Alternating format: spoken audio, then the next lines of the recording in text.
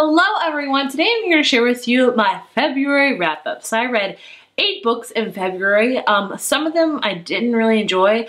A lot of them are kind of in the middle for me, and there were some that I love that are my favorite of the year. So always with my wrap-ups, I start with my least favorite working up to my favorites. It's like a fun guessing game. Which was Heather's favorite this month? Stay tuned to find out. So my least favorite book of the month should come as no surprise if you've been watching my reviews, and that is 3 Sides of a Heart. This is a lot of short stories about love triangles. I gave this a 2 out of 5. I really did not enjoy it at all. I have its own video review up where I dissect each of the stories, and basically it's just a review of me telling you I didn't like the book. I just didn't enjoy it. I felt like a lot of the stories fell flat. I DNF'd a lot of the stories, like at least 2 or 3 of them, which is very rare for me with short stories.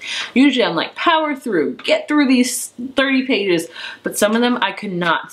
If you're looking for like a good YA anthology, I would not recommend this one, honestly. I feel like there's far more better ones out there. This is probably one of my least favorite ones overall, so yeah, definitely my least favorite book of the month. That's okay, it happens sometimes. This book is Broken Beautiful Hearts by Kimmy Garcia. I gave this one like a 2.75, 3 out of 5. I wanted a lot more from it. Actually, these next 3 books I'm going to talk about have their own match-it review on it. So I try to do match-it reviews a lot on my channel. So for every 3 books I kind of read within the same genre, I'll put in an own video review. So check those out. I highly recommend them. But this one was basically about a girl that got pushed down the stairs by her boyfriend. Obviously, assault and abuse, and no one believes her, so she moves to another town to kind of get away and things like that, and she has a new romance. I feel like with Kimmy Garcia's books that I don't love them. I want to like them, but I just don't. I feel like the main character, I did not enjoy her at all. She was kind of catty and mean, and when she got a new love interest, she was like, I don't want to be with you. She was kind of the main character that I just really despise, honestly.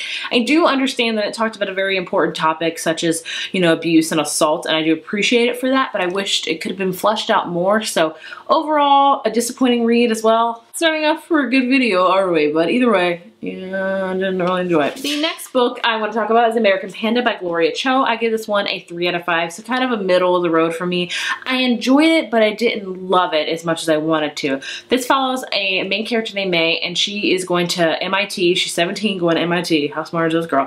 And her Taiwanese parents want her to become a doctor, and the thought of germs repels her. So she's really, this whole book is about her trying to figure out what she wants while also trying to appease her parents and her Taiwanese culture. So this is what this whole book is about. It was very cute and adorable. I didn't really love the romance. I found the writing to be a little bit too simplistic for my taste, but it was still enjoyable overall. I think it's a great diverse read, especially I learned more about the Taiwanese culture and how kind of stricting some parents can be in a different culture, but I did enjoy her main character. She was cute and adorable, and I really wanted to root, and I really rooted for her, but overall, like I said, it was kind of a middle of the road book for me. I didn't love it, but I didn't hate it, so that's why it gets a 3 out of 5. The next book is The Wedding Date by Jasmine Guarini, which I gave a 3.5 out of 5 to.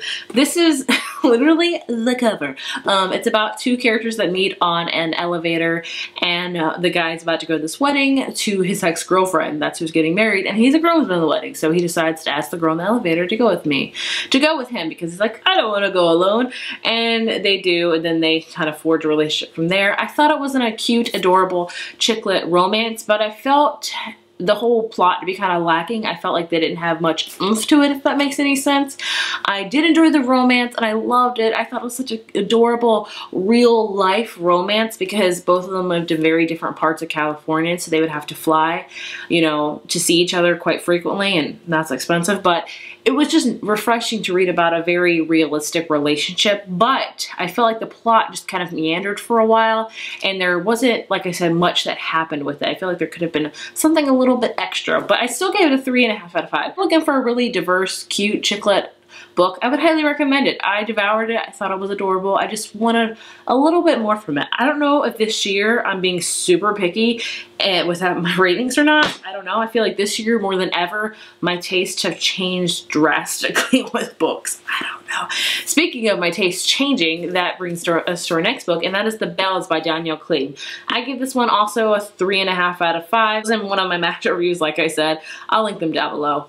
if that makes any sense. I said in my review that if I would have read this 3 years ago, I feel like I would have given it a 5 out of 5 and just devoured it and loved every aspect of it. However, 2018 me only gave it a 3.5 out of 5.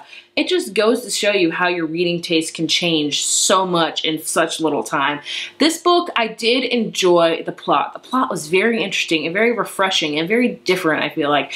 It's about these characters, the Bells, and they have power to make anyone beautiful. So everyone else in the world that are not the Bells, like, have gray skin, they have sunken eyes, bloodshot eyes, and they have like no color to their hair. They pay the Bells these extraordinary amounts of money to make them look beautiful. Like, these Bells can do, like, they're like magicians pretty much. They can change your hair color. They can like shape your nose. They can give you bigger breasts, bigger butts, smaller waist, anything they could do. So this book is all about the price of beauty and how much you would pay for, while realizing, you know, maybe beauty is not everything. So I did enjoy the message that it was bringing. I just found it to be too long, number one. It was a very long book. I did enjoy the characters, but I felt like it was typical of what a lot of other YA fantasies. You have this kind of kingdom and things are amiss, and of course there's things that are going on, and you can put 2 and 2 together. So I feel like it was original, yes, with the plot, with these Bells. I did enjoy it for that matter, but I felt like it was just kind of reminiscent of a lot of other YA fantasy books, which is not knocking it at all, but that just goes to show you how my reading tastes have changed. So I gave it a 3.5 out of 5. I did enjoy it. I think, I don't know, I'll have to see how I feel next year, that I will continue on with the series because, like I said, I do enjoy it. But I also gave like a 3.5, 3.75. I want to be like real technical. It is Roomies by Christina Lauren. Well, that's obsessed with a subbing musician, and basically he saves her life one day, and she learns that he's she learns that he's there on an expired visa, and also her uncles work on a Broadway musical and they want him to play in it, but he can't because he's here on an expired visa. So they decide to get married, and so he can become an American citizen and also perform in this play. And of course a romance strikes up, and it was really cute and adorable. Definitely very steamy. This was very steamy, just so you know. But I still enjoyed it. I like the overall plot of like these two people that don't even know each other, like, let's get in there. And they did. I thought it was cute and adorable. Definitely a cute chick lit book. Okay, these last two I want to talk about were my favorite of the month, and some of my favorites for the whole year. So both of them are 5 out of 5. The first one is Eleanor Oliphant is Completely Fine by Gail Honeyman. This book's so, I love this book so much. So this follows our main character, Eleanor, who's a recluse, and she doesn't have a lot of good social skills. She doesn't talk to a lot of people. And one day she kind of makes a friend with the IT guy in her department, and they randomly like save this old man out of the street, and they kind of forge a friendship, and it gets Eleanor out of her shell a little bit more.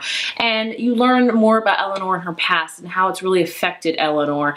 And it's just a book learning about Eleanor and how she kind of blossoms and how she, you know, opens up herself. And it was really amazing. It's a very quirky book because Eleanor, it takes a while to get into Eleanor's head and understand why she is the way she is. But it's such a beautiful novel about growth, about, you know, being different and being okay with being different. I appreciated it so much for that. So I love this book. I thought it was a great literary fiction book. 5 out of 5. One of my favorites of the year. Would recommend it to anyone. It's one of those feel-good books. Like when you finish it, you just feel good and heartwarming and just all the smiles. Loved it. The last book I want to talk about is my favorite, and I think honestly it's gonna be my favorite of the entire year. It's February and I'm already saying that, and that is The Nightingale by Kristen Hanna. I finally read this book. It is a thick book, but I devoured it and I loved it. Oh, I have a video review up solely. How do I hold this book? I have a video review up solely for this book. The hype is real for this, guys. I know you've heard about this book. Everyone's like, oh, it's so hyped, it's so hyped. It is worth every second of the hype. It's about World War II in France. We follow two sisters that are very, very different, and their lives, you know, starting before the war, happening during the war, and even the aftermath of the war. It is an intense, brutal, devastating book. Like, I've never cried as much with reading than this book. Like, I'm talking about tears were constantly streaming down my face while reading this book. Like, it was bad. I would recommend it to everyone. If I had like a required reading class, this would be on that list. Like, I would be like, what books do you require to read? This one, hands down. Let the historical fiction like scare you away because I'm not a huge fan of historical fiction, but trust me, you will love it. You will be so immersed in it. It's ridiculous. If you go to my review, I talk more and more about it. Like, I won't shut up about it. And I will never shut up about this book. So amazing. I want to read all of her books now. Which one would you recommend next? Please let me know. But I have to like read them spaced because gosh, this book's heart-wrenching. So good though. So there you have it. Those are the 8 books that I read this month. Overall, a pretty good reading month for me. Not a ton of books that I loved, but I have my most favorite book of the entire year on this list, so can't be bad on that at all. If you read any of these books, let me know what your thoughts and feelings were. Also, what did you read this month? I would love to hear. If you enjoyed this video, be sure to give it a thumbs up, hit subscribe, and I will see you guys in my next one. Bye.